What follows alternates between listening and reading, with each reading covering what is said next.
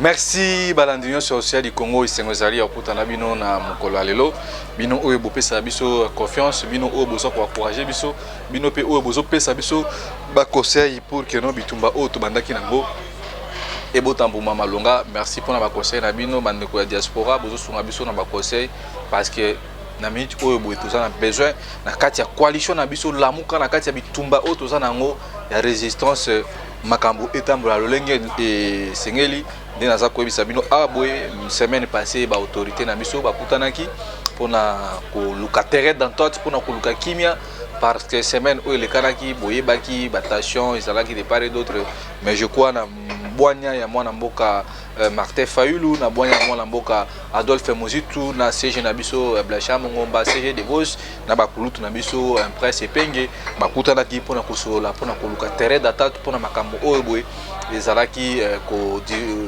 kabola par rapport ya makanisi na bango nde naza koyebisa bino boyebi ke Bruno Mimbenga za mutu oyo boye alobaka makambo oyo boye ezalaka ngo na source nde nazoyebisa bino ba chef na biso bakutanaki pona koluka kimia en fait que to libérer mboka na biso oyo boye eza pris en otage yango wana eloko oyo biso banso to bandaki ko mitungisa eloko biso banso ba congolais to bandaki ko zela parce que to kolinga te que non na 2023 monsieur Félix lokola azala maele ya mabe lokola Monique Chèque na eza mabe akoluka ko benda biso ko prolonger mandat na ye na zela ba dialogue zela ya consultation ndo monaki maître Blacham Ngomba na maître na professeur Devos oya décidé ba kutanaki na bakulutu penge tozalaki na bango pona kosola makambo mana pona kotia accent pour que non bitumba la muka eza bitumba peuple to ko kabwana sur le plan ya divergence pour makambo eza ko sangisa biso te mais esengo ezali parce que bakonzi na biso ndenge bakutani je pense que le peuple congolais bozela eloko malamu parce que batwana mi balende baza espoir na biso batwana mi balé soki basangisi makasi na bango nde ekosala ke yo mwana Congo to telema to revendiquer nde banda kosala action sur terrain tout songi na action sur terrain parce que ça fait un bon moment action ya la muka par rapport à makambo za kolekana par rapport à violation à texte par rapport à ba accord au monsieur Félix a signé par rapport à makambo o za kolekana mboka na biso izosenga batuana Martin Fayulu na Adolphe Mozitu bavande sikamoko pona ko table ndenge bazuli kanishi wana pona kozongisa kimia na kati ya la muka parce que bomonaki tension ezalaki de part et d'autre pona nini parce que moi bilinga ezalaki voilà eza eloko ya esengo pona biso oyo to sepe nango komona démarche wana komona bwanya ya bato ya mibale ko surmonter ba divergence na bango parce que bango baso mibale baza ko bunda pona a Congo parce que to linga te que non moko azala fort moko azala faible to lingi que non mutu na port na ye na o asalaka na o ngana salaka nde yango eza force na biso na kati ya la boka o boye de part et d'autre bato bandai ko sekete ndenge nini boye voilà eloko wana eza très important pour na biso ndenge boye bi actualité za moko makambo ya est ya mboka Congo et puis na makambo ya vote électronique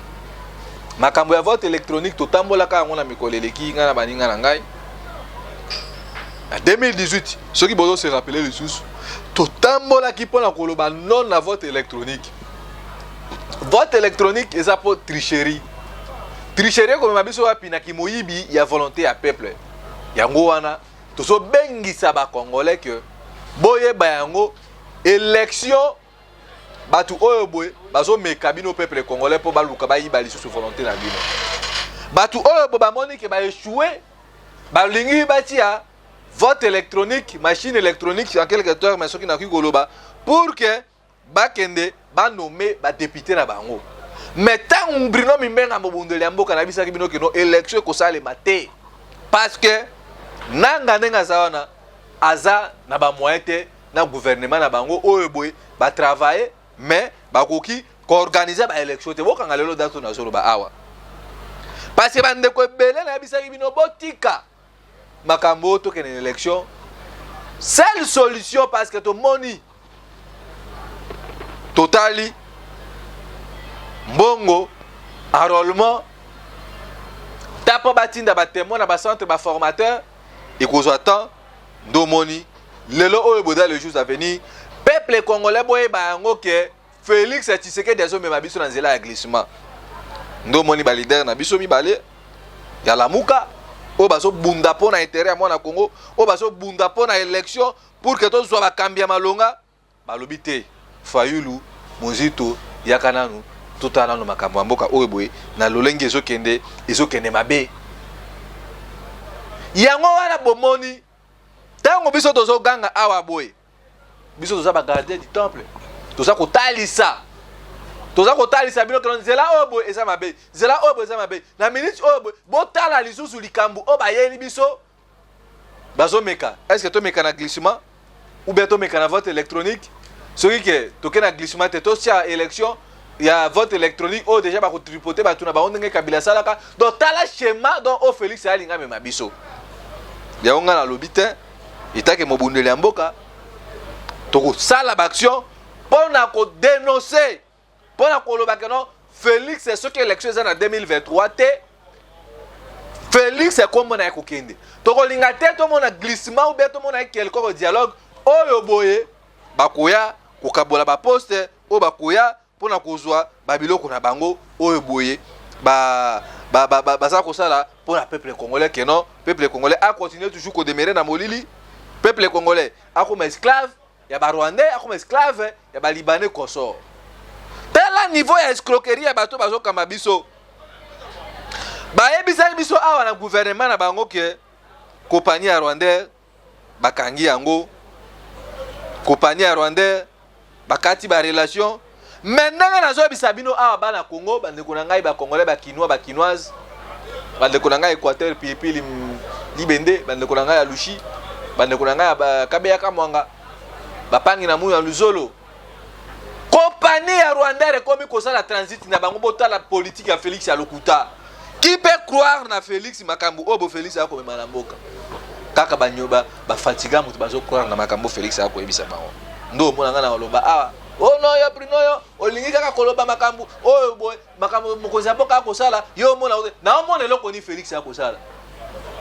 bino boye biso ke bokangi rwandais et équitation na Congo te mais bon fungoli alors il a fallu bozonga boye biso peke to fungoli rwandais pona ba raison boye yango wana bana Congo bo mona ke Félix tango ngai na bakno Félix c'est le diable Félix c'est la malédiction du Congo vous allez me voir que vous allez me traiter de tout mot nana kutu nanga presse penge to kutana ki to solo laki et ça makambo ya mboka za ba divergence ba idée lokola harmonie ekomi kozonga na kati ya lamuka na nzela ba leader na biso tozo bengi s'appelle patriotique na mwana tout ya lamuka batu oyo boye baza na bonne volonté te batu oyo boye intention na bango eza mabe alors yo vandi na ndaku tango kozala surpris biso tozo tamona balabala pona ko telemela déjà makambo ya vote électronique parce que soki bo permettre lisusu que Félix a mis biso na glissement ou bien toke na élection kozala bâclé boye bango vina biso nde mutu eza prise en danger vina biso nde mutu eza hypothéqué de génération à génération. Alors na angle boye vous voulez que nous puissions vous dire quoi? Bolandi Jean-Pierre Bemba akena mbandaka alobi ono mboka ezokufa parce que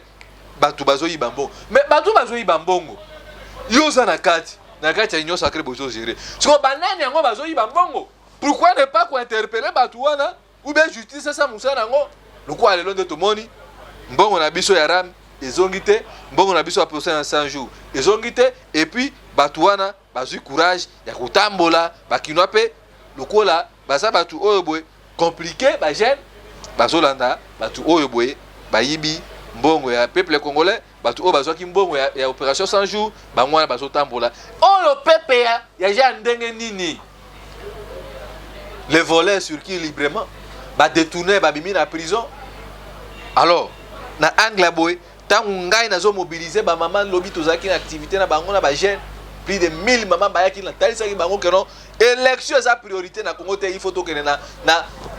vitesse supérieure wana ezali soulèvement populaire article 64 oyo boy ezosenga que non tokanga page ya régime oyo boy ya Chilejelu régime oyo boy ya ba fatiga oyo boy bazolembisa biso peuple congolais bon au moins que moi je me trompe babiloko ya botan bino bozomona ngo ezolobela bino loko moko te tokoloba na langue ni to sensibiliser batu ndenge nini na sepelaki ba mama ya masina ba jeune ya masina mapela boyaki lobi pona koyoka parce que tozo konta na série ya action pona koloba non na vote électronique non na glissement tolingi départ à Félix tolingi départ ba Rwanda nyonso oyo baza na kati ya armée oyo boy baza na kati ya institution mboka na biso ba députés nationaux oyo boy baza wana monsieur Félix Tshisekedi ayebi yango très bien et puis tolingi toyeba pourquoi balingi bazongisi compagnie ya Rwanda tala trahison place ezali soki nga na lobi awa ekoma ote Bruno yo boy ngai na sali bino nini nazosala busala ngai mpona Congo bomoni ba mama bayei balobaka soki ba mama batelemi makambo pesa nini ekendaka liboso bomonaki ba mama bayaki koyoka parce que na bengisaka ba jeune tozalaka na ba mama osea tolobi bobongama na mikolo ezali koya parce que tokolinga te Congo na biso Congo ya Lumumba Congo ya ngana yo ekoma lokola domaine privé ya monsieur Félix oyo boye azo privilégier ba beau-frère na ye azo privilégier ba ndeko na ye ba Rwandais et consort et puis bandeko ya Congo bana Congo tangu na yebisaki bino ke batu oyo bazo l'extérieur biso ta Félix na Paul Kagame bango wana bakei kokutana ipai ya président angolais Lorenzo tala dimension à trahison tala dimension batu oyo boy bazo salela biso politique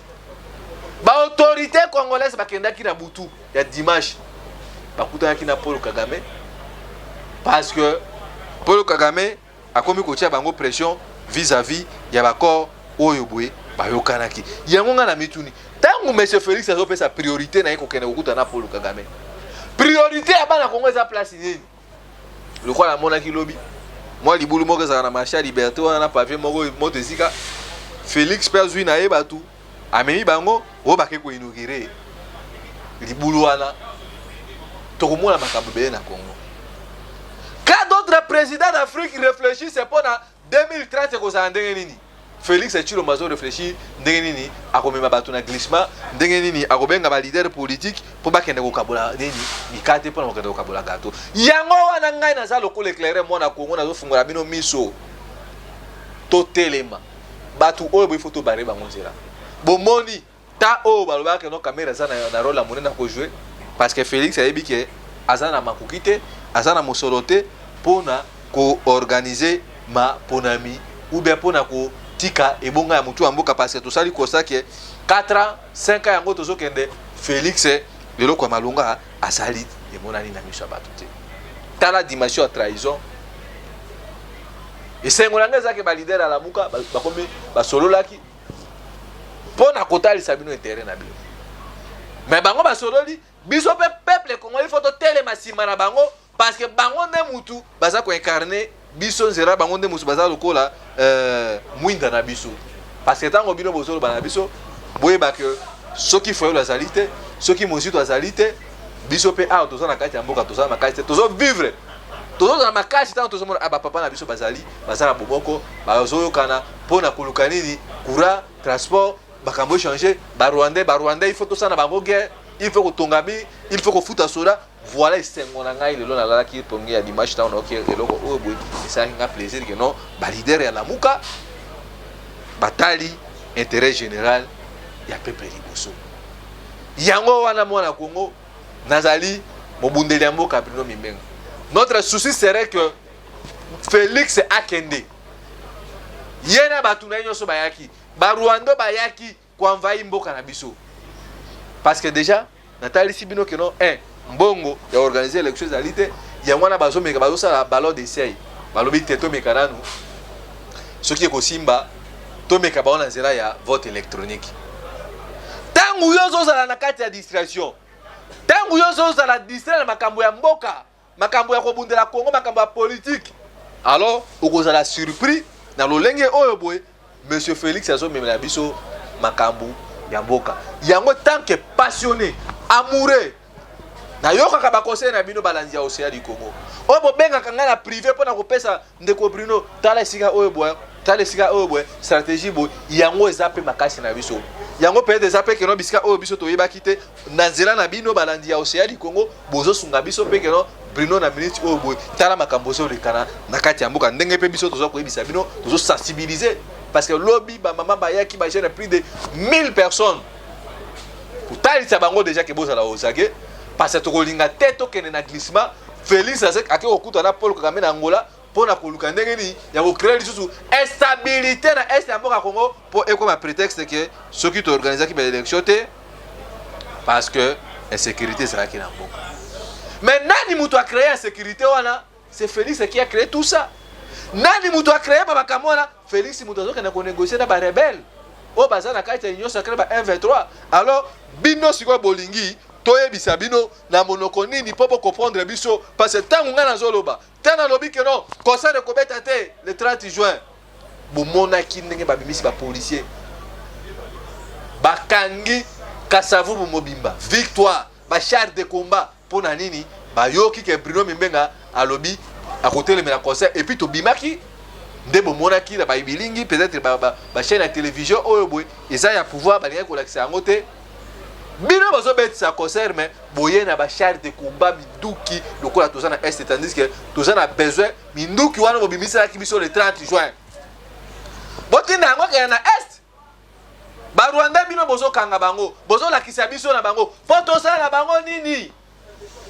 Yo soda congolais okangi ennemi. Bosila na ye bino bozo zwa ba photo bozo lakisa ka biso. Est-ce que mission soda Congo mission soda yango wana ta okangi ennemi.